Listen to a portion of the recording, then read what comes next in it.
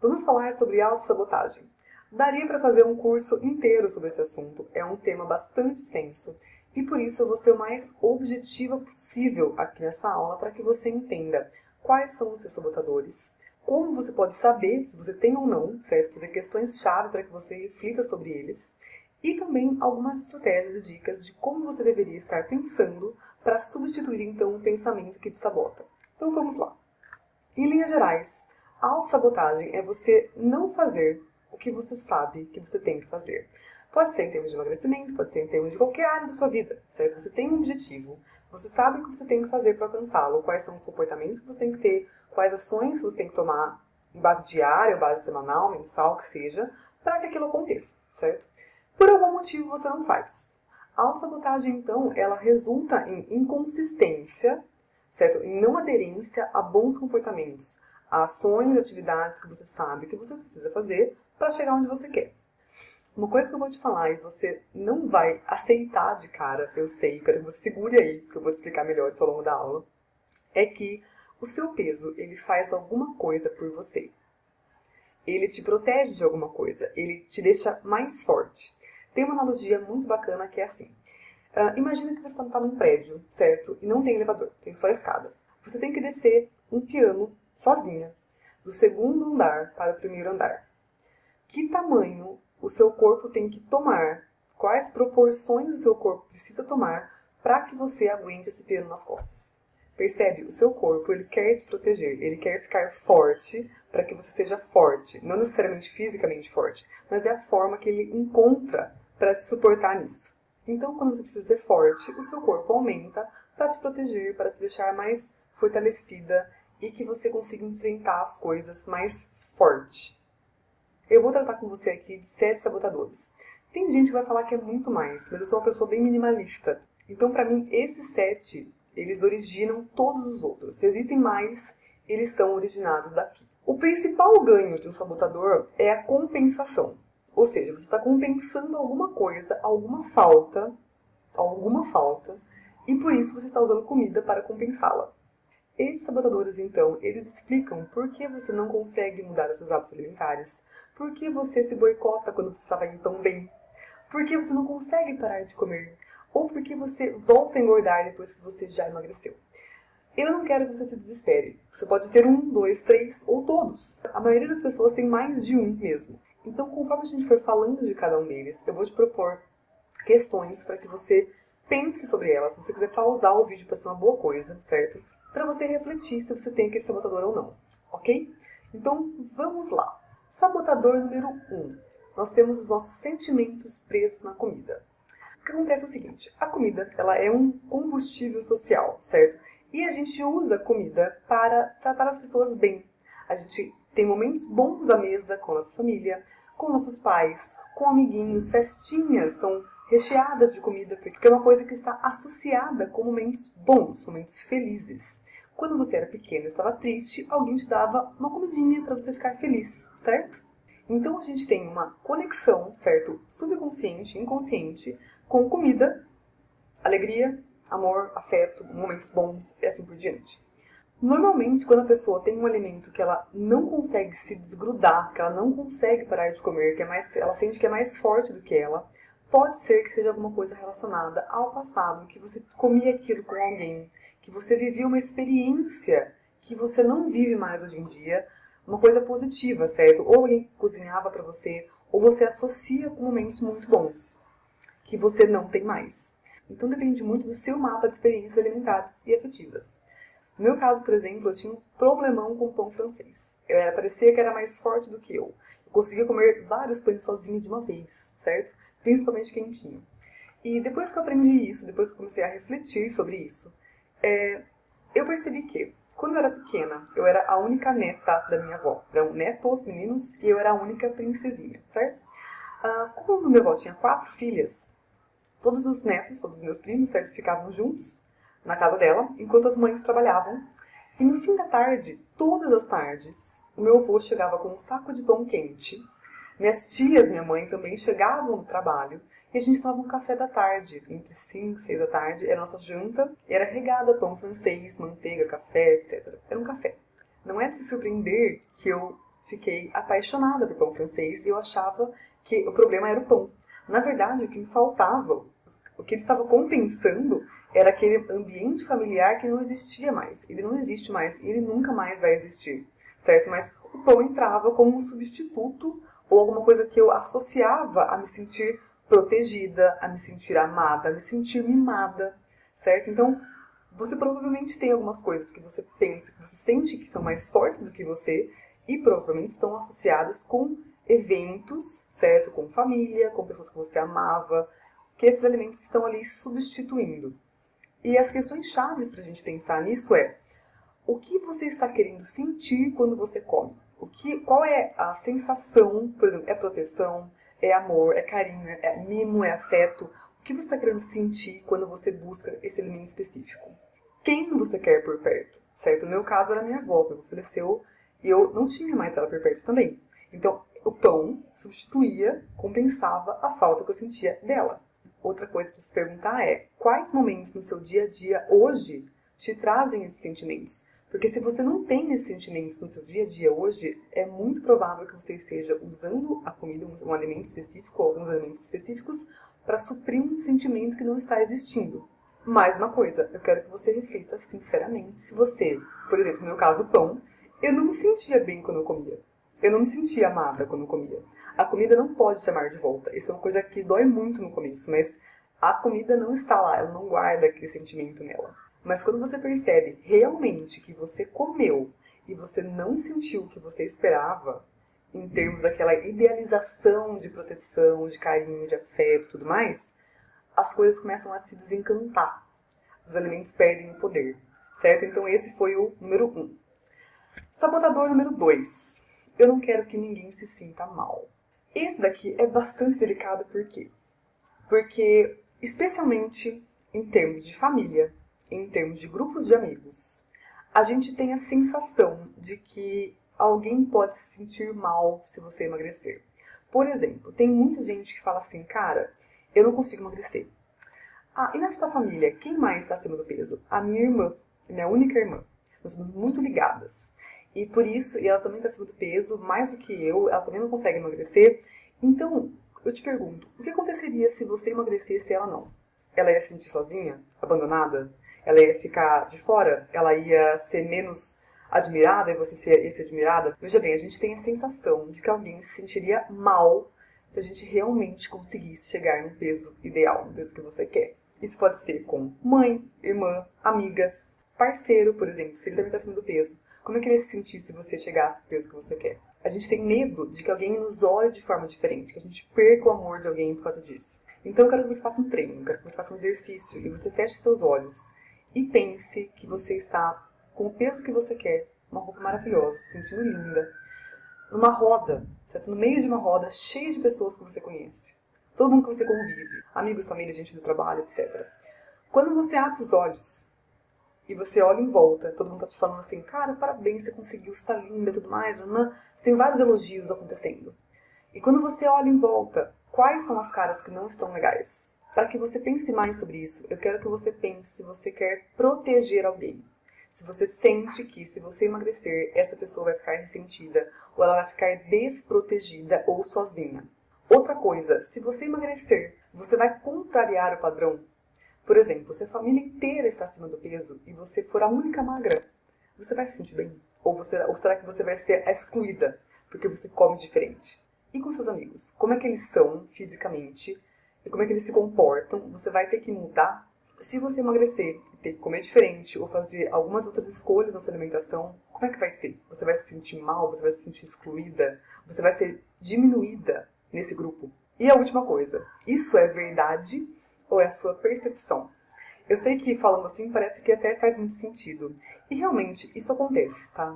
Mas muitas vezes, em 99% dos casos, as pessoas querem o seu bem-estar. As pessoas querem que você consiga o que você quer porque elas te amam. Então, é muito mais a sua percepção do que está acontecendo do que efetivamente o fato de alguém ficar magoado, alguém ficar ressentido, se você conseguir chegar no peso que você quer. Bom? O próximo, então, é o número 3. E é um assunto bastante delicado, mas que a gente tem que falar. O terceiro sabotador é ser sexy é ruim. É você ter a percepção de que ser sexualmente atrativa é uma coisa negativa, é uma coisa ruim. Isso pode acontecer porque você sofreu algum abuso sexual. Não é a maioria dos casos, mas pode ter acontecido na sua infância, na sua adolescência, um episódio sexual ruim. Muito mais corriqueiro do que isso é você ouvir comentários desapropriados sobre o seu corpo. Certo? Pessoas comentando sobre o seu corpo, especialmente porque você virou mocinha, certo? Você descobriu que você era uma mulher. Especialmente nessa fase, as crianças não têm muita noção do que falam e do quantas coisas podem ficar gravadas na gente. A gente subestima o peso que essas coisas têm no nosso futuro, na nossa vida adulta. Outra coisa que pode estar conectada com isso é você crescer ouvindo que homem não presta. Então, veja bem, você não tem motivos para querer ser sexualmente atraente, porque já que não presta, o seu corpo quer o quê? Te proteger. Então pode ser que você não queira atenção sexual por causa de família. Sabe aquele tio babão que você quer evitar? Pode ser que você tenha ficado com isso muito gravado na sua cabeça. Ou no seu trabalho, tem muitas pessoas, mulheres, que acreditam nisso, que ou elas são competentes ou elas são bonitas. A partir da hora que ela ficar mais bonita, ela vai perder a autoridade no trabalho. Isso é ridiculamente comum e é muito triste. Outra coisa que você pode estar querendo evitar é ciúme do seu parceiro. Você tem um parceiro muito ciumento e você saber que quando você emagrecer vai ser um inferno. Ou seja, por que você quer voltar para o inferno, certo? Pode ser também que agora que você seja mãe, você não queira mais atenção sexual. Você inconscientemente quer se dedicar ao seu filho. Então, por isso, o seu corpo te protege. E ainda você pode não querer despertar inveja de outras pessoas, certo? Conectado com o passo anterior, você ter essa sensação de que quando você chegar lá, quando você vencer, vai ter muita gente descontente com você. Sobre isso, então, eu quero que você pense, francamente, se você tem algum motivo para querer não chamar atenção para o seu corpo, para evitar que o seu corpo ele tome uma forma mais sexualmente atraente. Seguindo, então, o quarto é uma faca de dois legumes, são duas vias, que é o ser magra é ruim. De um lado, você pode ter firmado na sua cabeça, certo? Que mulheres magras são ruins. Quando eu falo ruins, eu quero dizer assim, elas podem ser frescas, manipuladoras, dissimuladas. Eu quero que você entenda como é que isso funciona, porque isso não é racional, certo? Vira e mexe alguém falando assim pra mim, Lívia, eu quero emagrecer, sabe?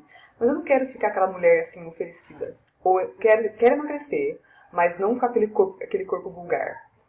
Percebe? Você tem a impressão, a associação de que uma pessoa magra, uma mulher magra, você teve algum exemplo na sua vida ou no seu dia a dia de que uma mulher magra, ela é oferecida, ela é vulgar, ela é dissimulada, ela é manipuladora, ela é desagradável, certo? Ela fala muito alto, ela é uma pessoa irritante. Você tem uma imagem de uma mulher magra ruim. Então eu vou te convidar a perceber se você tem um modelo mental de que magros são ruins. Nesse mesmo sentido, quer ver? Quando você tem aquela percepção de que magros são snobs, de que quem emagrece fica muito com o nariz empinado, você achar que gente magra é assim, trata mal as outras pessoas, percebe? Você inconscientemente não quer ser essa pessoa. Se você tem esse modelo, é essencial que você substitua o modelo de pessoa magra que você tem. Ainda sobre isso, a gente tem a parte B, que é assim. Você entender que ser magra é muito sofrido. Por quê? Porque você viveu a vida inteira fazendo dieta, sofrendo para emagrecer. E quando você emagrece, você continua sofrendo, porque você, certo, você está restrita, você está privada, você se vê engordando, então você fica com aquela sensação de que ser magra é muito ruim, muito sofrido, não tem por que você querer voltar a ser magra. Então pense, como é que era ser magra para você? Qual é a sua percepção de você mais magra? Como é que era a sua vida em termos sinceros? Eu não estou falando que você vê no espelho. Estou falando como você comia, como você se sentia.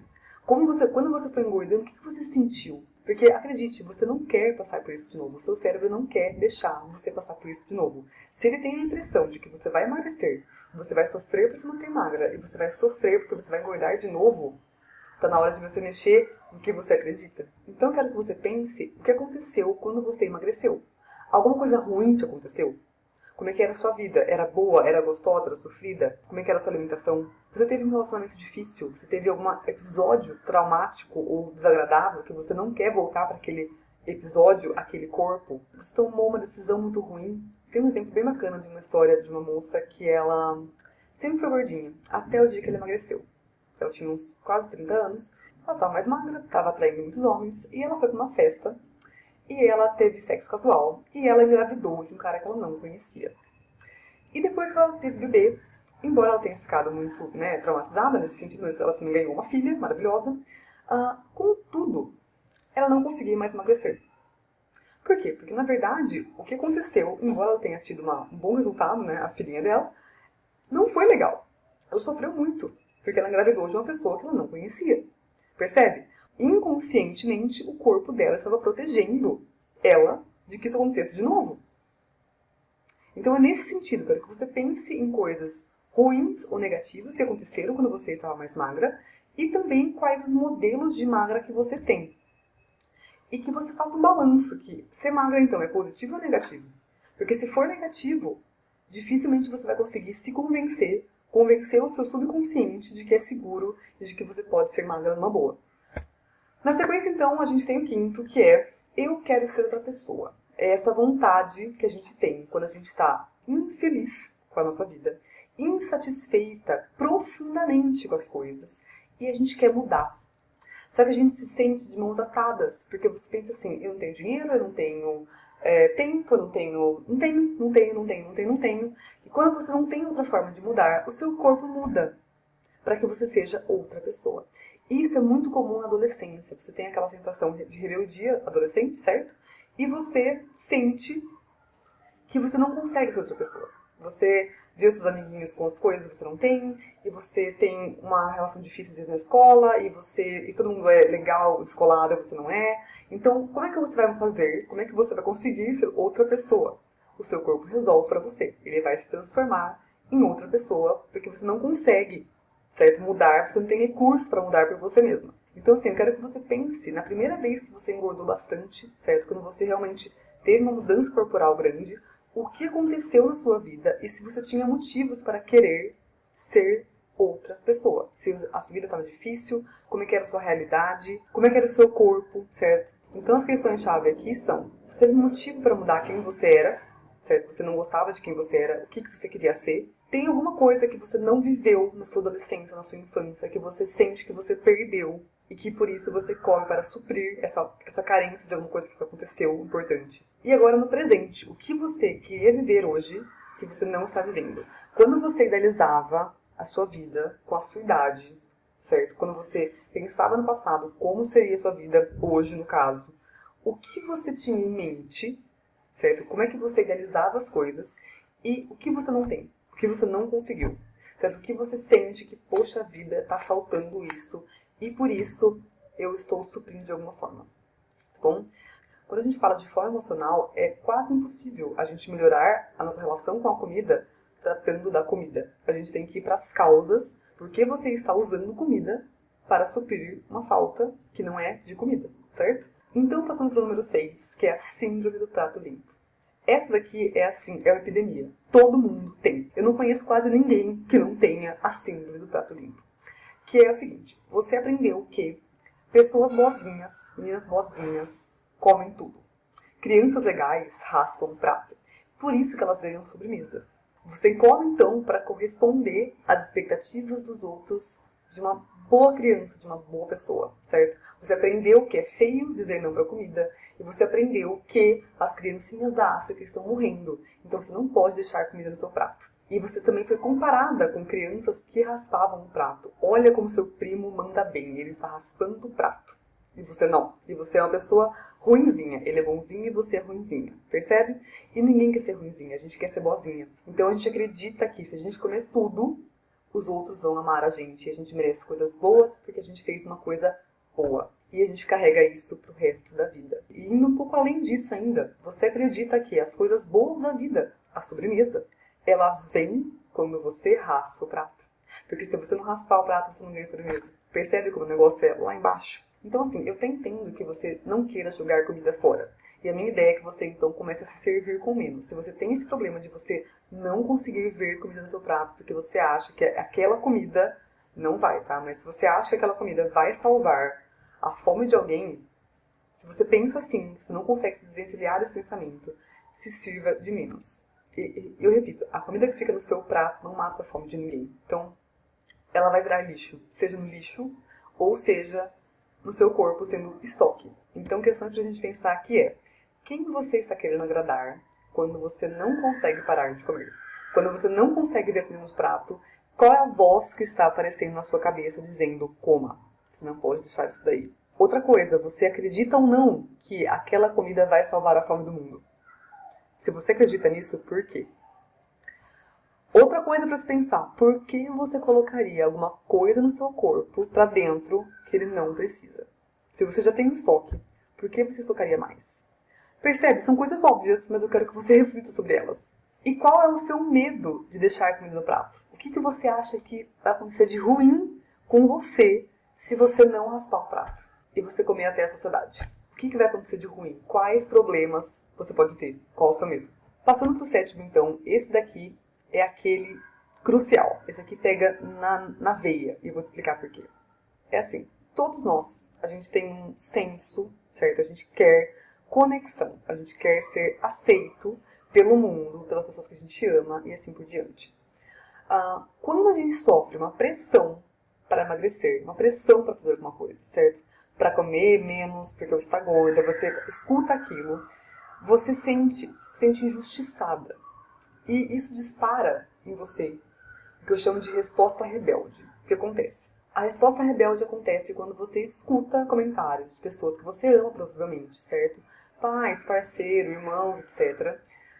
Comentários que fazem com que você acredite que você não pode ser plenamente feliz, nem amada, se você não emagrecer, se você não conseguir parar de comer. Ou seja, para você ser aceita, realmente aceita, é preciso que você emagreça. Isso tem um efeito totalmente oposto do esperado, porque é aí que você usa a comida para mostrar que o poder é seu. Você usa a comida como forma de se amar, como forma de se dar carinho e se consolar, porque você não está sendo aceita. E quando você come, é como se você mostrasse para todo mundo que eles têm que te amar como você é. Você está usando a comida para se autoafirmar, para mostrar que o poder é seu, para mostrar que você faz o que você quiser da sua vida. E todos nós queremos isso. Não existe pessoa que não queira essa liberdade, que não queira se sentir amada incondicionalmente. Então eu quero que você pense nas figuras de autoridade que você tem. Quando eu falo figura de autoridade, são pessoas que você respeita. Geralmente são os pais, ou são os avós, ou alguém que realmente você admira, você tem essa consideração e você aprendeu a falar com você da forma que aquela pessoa falava com você. Por exemplo, meu pai sempre foi muito autoritário, certo? Ele sempre foi muito... a voz dele, a palavra dele é a primeira e a última, certo? Quando eu falo comigo, certo? Eu sou assim. Mesmo que isso seja negativo para mim. A gente aprende a falar com a gente da forma que a nossa figura máxima de autoridade falava com a gente. Normalmente no sentido muito punitivo, autoritário e às vezes cruel. Quando você determinar quem é ou quem são as figuras máximas de autoridade que você tem, é a pessoa que você sente que tem poder sobre você, ou que tinha poder sobre você quando você era uma criança, quando você era adolescente. Quais eram os desejos dela para você? Porque veja só, o meu pai, por exemplo, tá? Ele sempre me disse que eu tinha que emagrecer. Ele sempre me criticou por estar acima do peso. Logo, percebe que, no fundo, eu queria muito emagrecer. Mas, se eu emagrecesse, ele ganhava. Percebe? E eu não queria que ele ganhasse, porque eu era rebelde, eu era adolescente. Porque, veja bem, eu não queria que ele estivesse certo. Eu queria me sentir amada e aprovada da forma que eu era. A partir da hora que eu emagrecesse, pum, ele conseguiu o que ele queria. Então, eu quero que você perceba quem são as figuras de autoridade que você tem, quem são as pessoas que ficam na sua cabeça dizendo que você tem que emagrecer e como é que você tem repetido isso pra você mesma e se você quer que essa pessoa esteja certa. Ou se você quer contradizê-la. Observa os seus padrões de culpa, certo? Os seus impulsos por comer. Como é que você está falando com você mesma na hora que você decide comer? E depois que você comeu, você está se culpando? Quem está falando com você? Qual é a voz que está na sua cabeça? Qual é a linguagem que essa voz está usando? Porque provavelmente é a voz que você aprendeu a ser criticada. Então eu quero que você pense, quem são ou quem é a pessoa que tem que te aceitar como você é? Quem ganha se você conseguir emagrecer? E com quem você tem que fazer as pazes? Não é só com a comida. Provavelmente é com essa pessoa também, ou com essas pessoas também.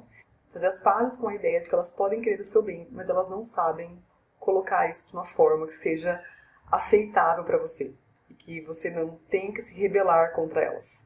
Então, para uma reflexão geral, eu queria que você pensasse: o que aconteceria se você não pudesse comer para se confortar? Quando você pensa assim, se eu tirasse a comida de você, ou alguém tirasse a comida de você, como é que você se sentiria?